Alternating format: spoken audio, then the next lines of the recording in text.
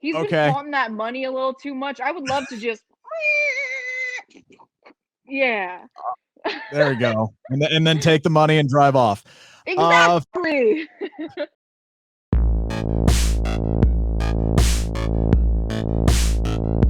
So, especially in today's wrestling, with so much talent out there, the name of the game is finding a way to be unique. And, obviously you are very unique, but driving to the ring in a mini tank is certainly a way to stand out. And I know you have a really cool story about where you got your first tank, but I want to know what was the driving force, the idea behind the tank? Like why just think, all right, let's just go to the ring in a mini tank? I just saw it at Walmart and I just thought that it would be a badass idea. Like, I already wear the helmet and I was like, you know what? This is me. I would drive a tank. Like, if I was to drive any vehicle, it would be a freaking tank. So, as soon as I saw it at Walmart, I was saving up money to get that thing. But the first tank you had was actually gifted to you, wasn't it? It was, yeah. I was saving up money for it. And then this band that I did a music video for was just like, here you go. And I was like, oh, sick. Okay, so the question begs, what did you use the money on that you were saving up then? Oh, I don't know, probably pizza. All right. So this interview is actually going to come out tomorrow, but today is a special day in wrestling. March 16th. It is Austin 316 Day. What is Shotzi Blackheart's favorite all-time Stone Cold Steve Austin moment? Oh man. Wow. I love Stone Cold. I don't know that I could pick just one, but I'm definitely going to crack a beer open today for him. I actually just took a picture in my Stone Cold shirt holding my little taxidermy rattlesnake.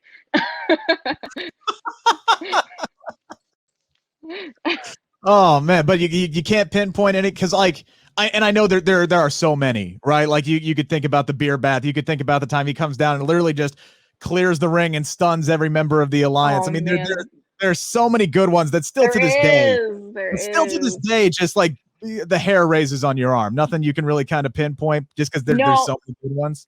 no, I love it. But the first time that I did see him live, because I had never gone to a WWE show live until I think the last time it was in Dallas. Um, and he came out and I freaked out. All right, a couple quick fun ones here to end this interview here. I know that you are a big horror movie fan. What is your all-time favorite franchise? Um, Man, franchise. I don't know. My favorite movie is The Thing because I'm a huge Kurt Russell fan. It's got the best special effects. That's my favorite horror movie by far. Okay, so this might then confirm my suspicions. Were those Snake Plissken inspired trunks that you wore a couple weeks back? Oh yeah, definitely. I had the eye patch and the brown leather jacket on standby, but then I was like, okay, that's a little too much. This isn't even my match. I don't want to take away from Ember because she's the one wrestling. But for another time, there will be a full Snake Plissken outfit. Okay, Escape from New York or Escape from LA? Which one? Escape from New York. Okay. See, I'm more of an LA guy, but maybe that's because that was the first one I saw. I still think they're both Okay. I still think they're both great, but I don't know. Yes.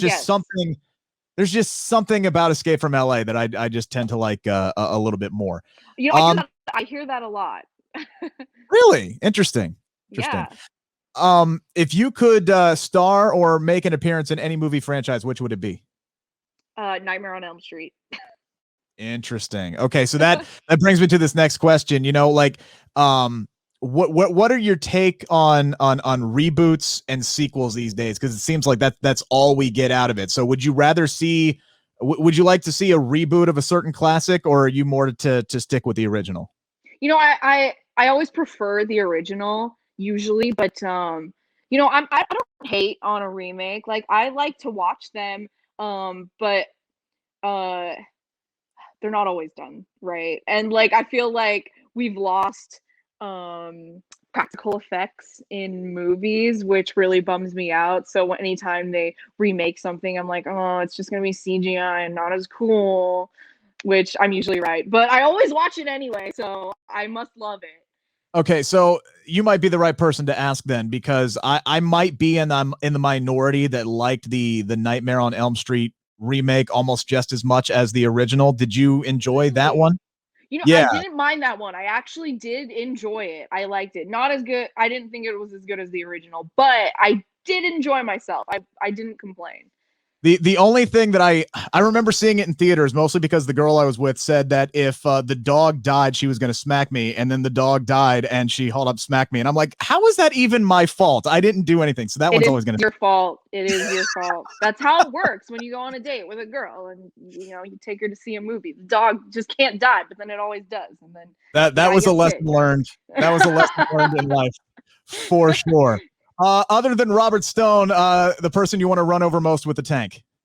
Oh, other than Robert Stone? Yeah. Man, maybe Cameron Grimes. He's been taunting that money a little too much. I would love to just, yeah. There we go, and then take the money and drive off. Exactly. Final question for you: what can we expect to see Wednesday night on NXT? Me and Ember will be there. You'll just have to find out, but it's going to be wild for sure. All right, 8:00 USA Network. Tune in to see Shotzi Blackheart and Ember Moon hold up those NXT Women's Tag Team titles. Thank you so much, and good luck moving forward. Thank you.